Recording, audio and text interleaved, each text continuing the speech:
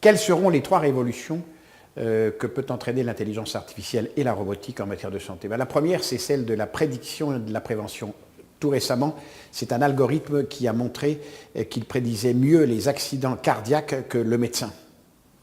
Deuxième chose, c'est à partir de ces données, le fait de pouvoir faire un diagnostic. Et la machine, je l'appelle ainsi, la machine sera capable d'aller chercher des diagnostics extrêmement rares auxquels le médecin que je suis ne pense pas toujours.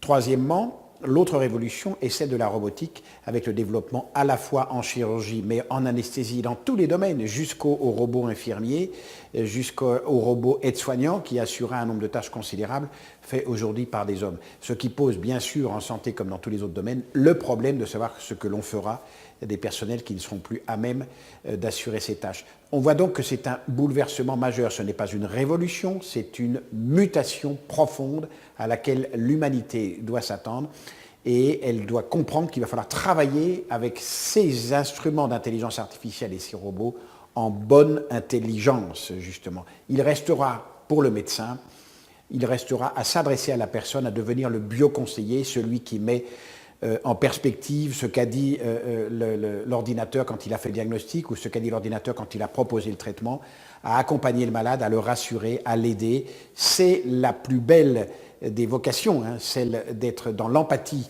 avec le malade qui est en face de vous. Et ça, il faudra l'apprendre en faculté de médecine, ce qui n'est pas fait du tout aujourd'hui.